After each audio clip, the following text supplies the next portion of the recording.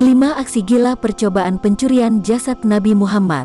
Di akhir hayatnya Rasulullah wafat di Madinah yang kemudian dimakamkan di dalam rumah Aisyah yang kini sudah menjadi bagian dari Masjid Nabawi. Kondisi makam Rasulullah dijaga dengan ketat, pintu ditutup dengan pagar dan dijaga oleh tentara kerajaan. Hal ini dilakukan mengingat pasti banyak umat yang ingin mendekat jika makam ini terbuka. Selain itu, juga untuk mengantisipasi upaya dari orang-orang yang ingin bertindak jahat seperti mencuri jasad Nabi. Dalam sejarahnya, benar 5 kali terjadi upaya pencurian jasad Nabi Muhammad. Mulai dari Mesir, hingga penguasa negeri-negeri di Eropa yang bersekongkol merencanakan pencurian jasad Nabi Muhammad tersebut. Adapun kita umat Islam wajib bersyukur, karena Allah selalu menggagalkan tindakan jahat tersebut. Lantas bagaimana kisah sejarah percobaan pencurian jasad Nabi Muhammad ini? Dan berikut ini adalah 5 aksi gila percobaan pencurian jasad Nabi Muhammad. Pertama, masa Al-Hakim Biamrillah Al-Ubaidi. Kisah upaya pencurian jasad Nabi Muhammad ini ditulis oleh Muhammad Ilyas Abdul Ghani, penulis buku sejarah Masjid Nabawi Asy-Syarif. Dalam bukunya ia menulis bahwa percobaan pencurian pertama dilakukan pada masa Al-Hakim Biamrillah Al-Ubaidi. Al-Hakim Biamrillah merupakan sosok raja dari Daulah Fatimiyah. Padahal ia beragama Islam, namun zalim dan menyimpang dari ajaran Allah. Sehingga rakyat Mesir sering dibuat resah pada masa pemerintahannya. Pada saat itu seorang zindik mengusulkan kepada sang raja agar mencuri jasad Nabi Muhammad. Hal ini dilakukan untuk menarik perhatian dunia kepadanya dan negerinya. Dengan menghadirkan Rasulullah ke Mesir, maka negeri ini akan menggantikan Madinah serta dikunjungi banyak orang. Namun atas izin Allah, rencana jahat tersebut pun gagal. Pada malam rencana tersebut dijalankan, ternyata Allah mengirimkan angin ke Madinah dan bumi tergoncang karena kekuatan angin itu. Hal ini menjadi penghalang tujuan para penjahat tersebut. Yang kedua, masih pada masa Al-Hakim Biamrillah Al-Ubaidi. Kegagalan rencana awal tidak membuat Raja Al-Hakim Biamrillah tersebut jera. Dia kembali menyusun rencana untuk mencuri jasad Nabi Muhammad. Kali ini prajuritnya mampu memasuki Madinah dan untuk melancarkan aksinya, mereka tinggal di dekat Masjid Nabawi. Mereka mulai menggali tanah untuk membuat terowongan menuju makam Nabi Muhammad. Namun dengan izin Allah, keajaiban pun kembali terjadi. Terdengar suara menyeru di tengah-tengah masyarakat kota Madinah, yaitu dengan kata-kata, "Nabi kalian akan digali kuburnya."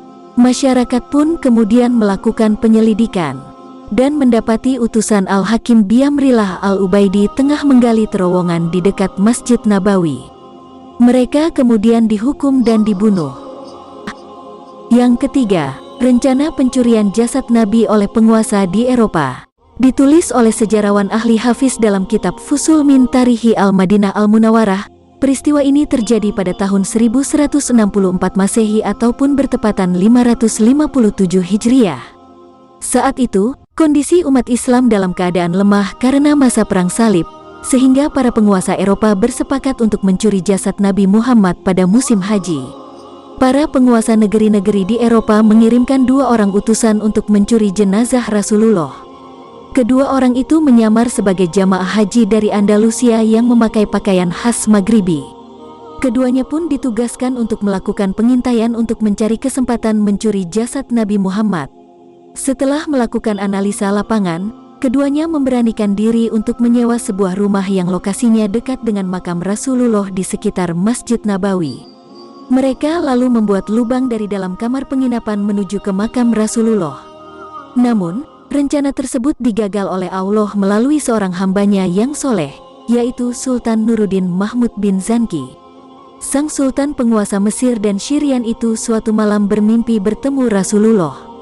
Sang Nabi pun menunjukkan 2 orang berwajah Eropa, seraya berkata, "Wahai Mahmud, tolonglah aku dari 2 orang ini." Sang Sultan pun terbangun dan terkejut. Ia lalu berwudu dan melanjutkan tidurnya. Namun ia kembali bermimpi yang sama hingga 3 kali berturut-turut. Pagi harinya, Sultan Mahmud menceritakan mimpinya kepada para menteri, dan berpikir bahwa telah terjadi sesuatu di Madinah.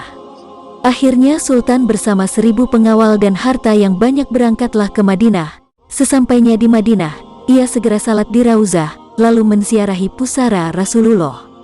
Sultan duduk termenung di depan pusara Rasul.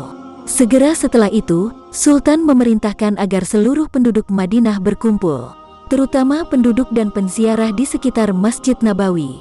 Sultan lalu membagi-bagikan hadiah pada setiap orang yang datang dengan harapan bisa bertemu dengan dua orang yang dilihatnya dalam mimpi itu. Namun sayang, ia tidak bertemu dengan dua orang yang dicarinya itu. Sultan Nuruddin lalu berkata, "Apakah ada yang belum mendapatkan hadiah?" Mereka pun menjawab, "Tidak ada, kecuali dua orang dari Andalusia." Keduanya tidak mengambil sedikit pun, karena tengah khusyuk beribadah dekat makam Nabi. Setelah dicari, kedua orang itu segera dihadapkan kepada Sultan Nuruddin untuk diinterogasi. Pada awalnya mereka mengaku sebagai penziarah Muslim dari Andalusia. Namun wajah mereka terlihat gurat-gurat ketakutan, dan jawabannya pun berbelit-belit. Untuk mendapatkan kebenaran jawabannya, kedua orang tersebut kemudian dibawa ke balik dinding dan dibukalah celananya. Ternyata kedua orang itu tidaklah berkhatan. Setelah diinterogasi terus-menerus, keduanya mengaku bahwa mereka adalah tentara salib. Keduanya mengaku melaksanakan tugas suci dari sebuah liga internasional untuk mengambil jasad Nabi Muhammad dan dibawa ke Eropa. Usaha pencurian itu sudah mereka lakukan sejak lama dengan cara menggali terowongan di sebelah kiblat luar Masjid Nabawi. Kedua utusan itu akhirnya dihukum mati. Yang keempat adalah kelompok perampok. Upaya saat sejumlah orang mencuri dan merampok jamaah haji. Kemudian mereka bertekad untuk menggali makam Nabi Muhammad. Mereka berbicara dan terang-terangan mengutarakan niat mereka. Mereka lalu menyeberangi laut menuju Madinah. Kemudian Allah menolak serangan mereka dengan kapal yang telah disiapkan dari Mesir Iskandariah yang mengikuti mereka. Kemudian menangkap mereka semua dan memenjarakannya. Yang kelima, 40 orang yang ingin menggali makam Abu Bakar dan Umar. Usaha kelima dilakukan dengan rencana menggali makam Abu Bakar dan Umar bin Khattab. Itu terjadi di pertengahan abad ke-7 Hijriah. Sejumlah orang yang mencari 40 orang dari Aleppo, Suriah, ingin menggali kubur di malam hari. Kemudian bumi pun terbelah dan menelan mereka. Hal ini diceritakan oleh pelayan Al-Haram An-Nabawi pada saat itu. Beliau adalah Sawab Asy-Syamsu Al-Malti. Dan inilah 5 aksi gila percobaan pencurian jasad Nabi Muhammad. Mudah-mudahan video ini bermanfaat bagi kita.